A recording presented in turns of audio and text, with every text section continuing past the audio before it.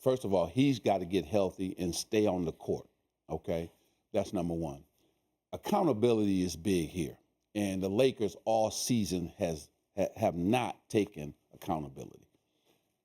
Whether that's individual play, whether that's on the defensive end, whether that's playing together, Stephen A. So my problem is with them saying, making all these excuses. So we're making excuses again. Quit making excuses. This thing did not work out. The parts did not fit. And last but not least, it's not all on Frank Vogel. We know he's going to get fired. We know that. If the players don't say, I got to get better next season, because Stephen A., they coming back with the same team, not the same 9 role players, right, but the core 3 is probably going to have to come back because you can't attach a first-round pick trying to trade Westbrook. You just can't do that because now we don't have any more first-round picks. So they're going to have to say, you know what, we got to work this thing out. And Russell's got to look up and say, the last 3 weeks I've been playing pretty good. You got to play like that going into next season. Magic, I'm glad you're here, my brother. It's always good to see you. Let me say this, man. When I hold Frank Vogel accountable, I'm not blaming him. That's right. For the Lakers' demise.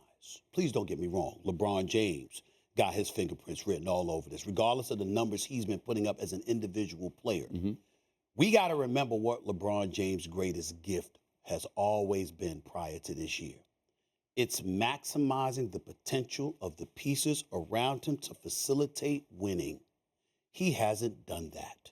Mm-hmm. We can speculate as to why that is, but nevertheless, that's on him because he was the guy that went to them and said, I want Russell Westbrook. Not DeMar DeRozan, not Buddy Hield, Russell Westbrook.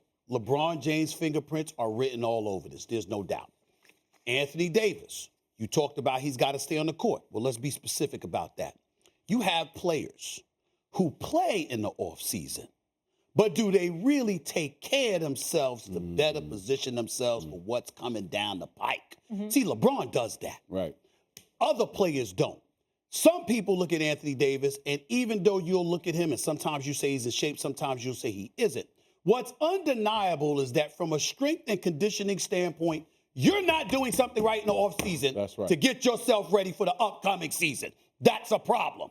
Number 3, we look at Russell Westbrook. He doesn't fit, but Russell Westbrook's got to look at himself because a vast majority of this season, again, when I made the statement, that's the first time I looked at Russell Westbrook and say he didn't deserve to be a Laker.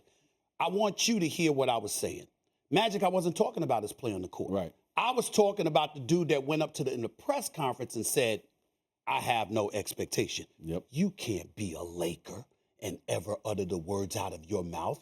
You have no expectations. I'm talking to an all-time greatest Laker. This man, Kobe Bryant, debated all you want to. We know who this man is, 5-time champion, wearing the purple and gold. I don't even want to get into how you was feeling when you heard Russell Westbrook say, I have no expectation as a Laker. I called you, That's so right. You know. Exactly. It's like, what? What do you mean you have no expectation? Exactly. You can't say that. But my last point is Vogel. And here's where I would challenge you on this. And I would challenge Vogel respectfully. Mm-hmm. Frank Vogel is a champion. Frank Vogel has had 6 winning seasons. Frank Vogel was known as a defensive mind when he was coaching in Indiana and when they were challenging Miami for supremacy in the Eastern Conference. Frank Vogel is to be respected. I think this man deserves to be a head coach in the National Basketball Association. I'm talking about this situation that's likely going to return its core. Right. It is clear they tuned him out. Right. It is clear they have not gone all out for him. And when you have that going on as your backdrop, I'm saying we got Magic Johnson courtside at NBA Countdown calling it. We got James Worthy doing post-game, not knowing what to do with himself, trying to find the words, okay? Yeah. We got Hall of Famers all over the place that are looking at this dysfunctional disaster known as the Los Angeles Lakers, and they are saying, what the hell is going on? If I can't look at the head coach and you can't find a way to stop the bleeding, what am I supposed to do with you? You're 16 games under 500, Magic. I would have replaced Frank Vogel before the trading deadline expired just to salvage, try to see what I could peel out of them this season. Well, that's it. Well, I think if Jason Kidd was sitting there, that probably would have happened. Okay. Right? But who's going to replace him? if they do that, right? Replace him mid-season. And I would say this: somebody's got to take the blame for this mess. It's a mess. So somebody's got to take the blame. So Vogel's going to take some of this blame. No question. Right? They're going to point the finger at him. And this is what's really bothers me, Molly and Stephen A. This season was never about winning. In terms of, I've never seen the Laker team lose all these close games in the fourth quarter. We couldn't win. And so we got Russell, who's going to go into the Hall of Fame. LeBron going to be in the Hall of Fame. AD's going to be in the Hall of Fame. Carmelo Anthony's going to be in the Hall of Fame. And you mean to tell me we can't win close games? Friday night against the Pelicans was a big game for the Lakers. That's right. How we lose that game at home, and we're up 20-something, first of all. Then we're up 7 in the last 3 or 4 minutes of the game, and we couldn't close it out. Yeah. That bothers me.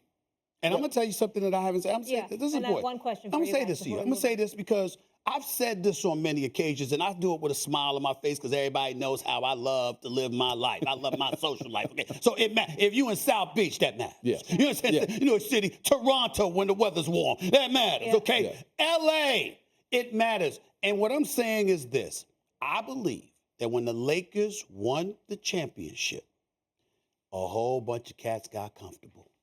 Yeah. It's L.A. Okay. We it. And let me tell you something. You know this because you lived in L.A. Yeah. Of course, you know this, and I've learned this during my time in L.A. Okay? Who lets this man at the house? It's just a different flavor, a different feel. The sun shines a little different.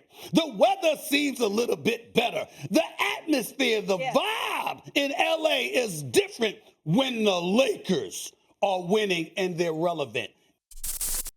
Thanks for watching ESPN on YouTube. For live streaming, sports, and premium content, subscribe to ESPN+.